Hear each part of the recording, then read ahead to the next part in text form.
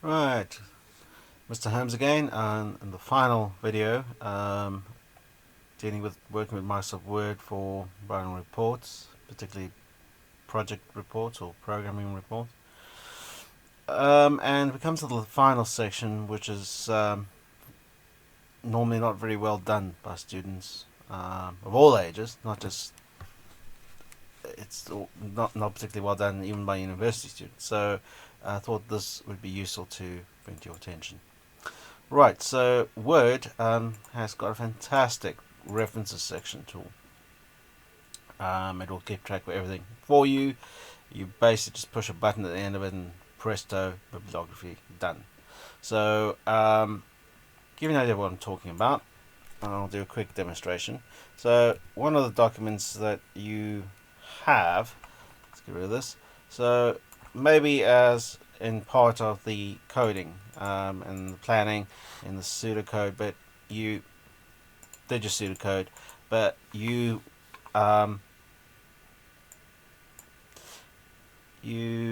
let's make the heading style one.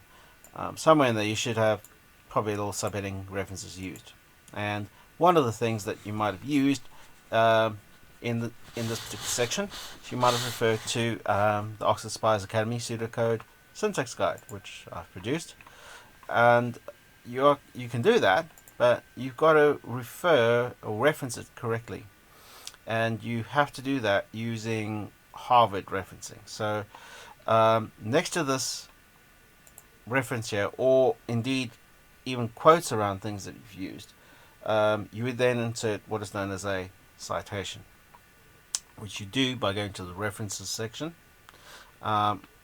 Before you start, make sure that this is set to Harvard. It will default to APA. You must change it to Harvard. And you then go and set citation. And in most cases, you go add a new source. So if it's a document that's been produced for you by myself or the school in general, it probably best fits to the label miscellaneous. Other things you might have used are a book or section of a book, a document from a website or electronic source, and so on. You might have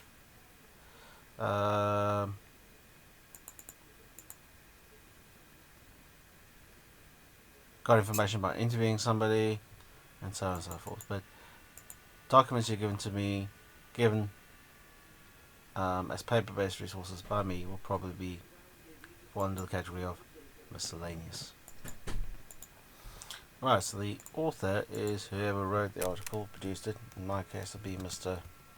A. Holmes. Title will be the title of the document, it's not Mr. Okay, so it'll be OSA Oxford Spires Academy, pseudo code syntax guide. The year is produced will be 2017. City would be Oxford.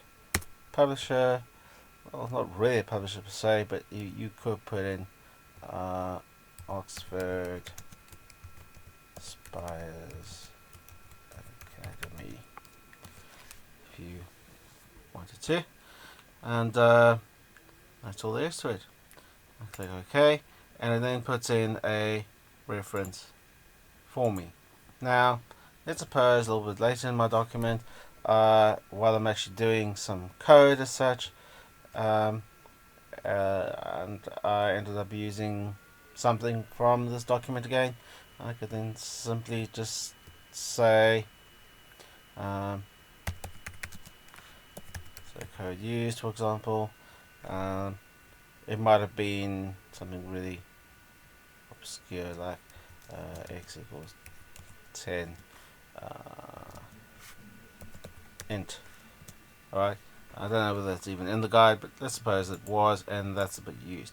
Now, because you already have that reference, if you got it from the same place, you just simply at this point have to go insert citation and you don't have to re-enter all that malarkey.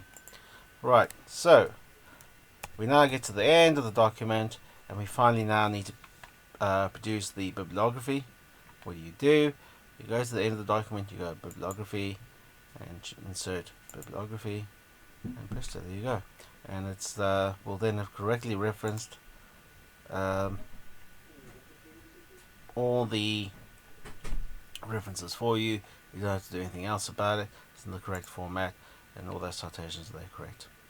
And that's how you deal with the bibliography. And then similarly, as with the table of contents, if you add more citations, you will need to update your citations before you finally submit your work.